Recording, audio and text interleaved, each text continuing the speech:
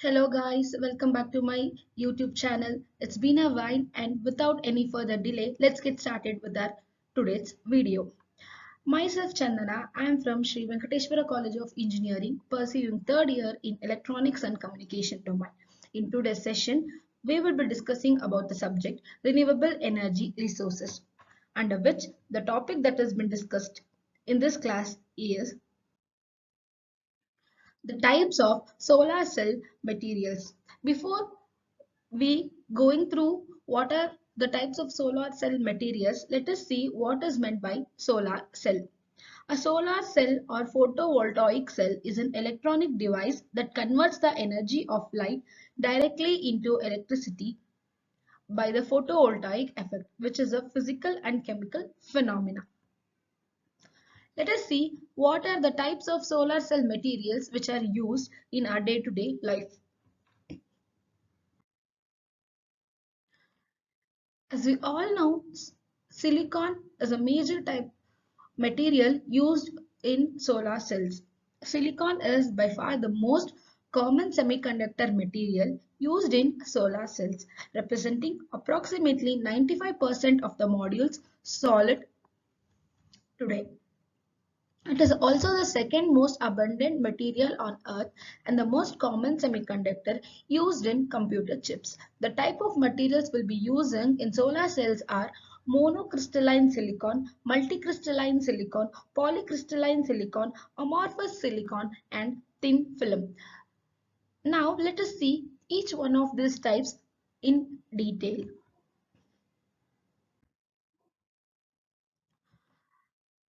Monocrystalline silicon. As we all know, it is a light absorbing material.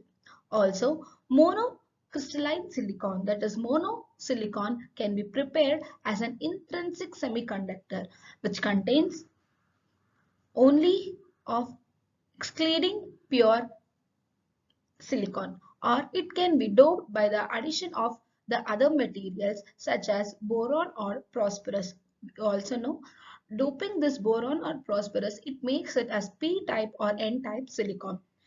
As you all can see, the structure of monocrystalline silicon is mentioned here, and the monocrystalline silicon solar cells can be seen in this form of solar panels, and the chemical structure of monocrystalline silicon is also given in the particular slide. Let us see the next one. It is multicrystalline silicon. Let us learn about multicrystalline silicon. It is very much similar to polycrystalline silicon. We know that multicrystalline silicon is very much similar to polycrystalline silicon. Multicrystalline silicon can be direct solidification of pure silicon, which means directly the solidification process can happen of pure silicon. Multicrystalline silicon has low performance but it has high variability, which means the variability is the chance of varying is very much high in multicrystalline silicon. The chemical structure of multicrystalline silicon is mentioned here, and the multicrystalline silicon in the form of solar panels which is used to absorb solar energy and convert into different forms of energies, which is known as chemical and both electrical phenomenon. Let us see the next type. The next type is polycrystalline silicon. Polysilicon has material properties similar to monocrystalline silicon and can be doped by introducing impurities. As we all saw that in monocrystalline silicon, it can be doped using boron and phosphorus, which forms n-type or p-type. The same property is shown in polycrystalline silicon also, can be doped via introducing impurities. By introducing cooling and solid, it can be introduced by cooling and solidifying molten silicon. And the liquid silicon is poured into blocks which are cut into thin plates. The solidification of the material results into cells that contain many crystals, making the surface of polysilicon. This is the process how polysilicon plates can be designed. This is all about polycrystalline silicon. Let us see about amorphous silicon. Amorphous silicon is the non-crystalline form of silicon used for solar cells. This is the only type of silicon which is non-crystalline form which used for solar cells. Amorphous silicon solar cells are normally prepared by glow discharge, separating or by evaporation and because of the methods of preparation. This is particularly promising solar cell for large scale fabrications. The chemical diagram of amorphous silicon is shown here, and the amorphous silicon which is of plate type for solar cell is shown in this particular figure. Let us see the last type, which is thin film.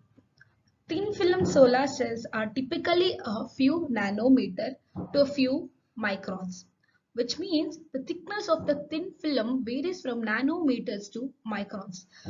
Much thicker than the wafers used in conventional crystalline silicon based on solar cells. Let us see what is meant by conventional crystalline silicon.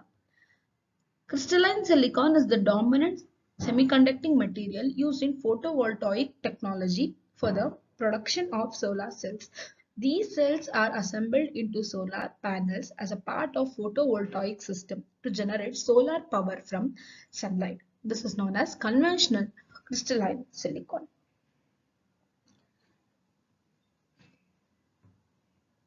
And the main difference between amorphous silicon and crystalline silicon is the physical structure of each substance. Whereas amorphous silicon is non-crystalline or amorphous form of silicon, while crystalline silicon is crystalline form of the same element. Thin film solar cells are commercially used in several technologies, which is made up and included in copper, indium, gallium diselenide, candium telluride, and amorphous thin silicon. I hope you have gathered much knowledge with this particular video, and I'll be coming back soon with another exciting video. Till then, subscribe to my channel, like, share and comment. Thank you so much. Bye bye.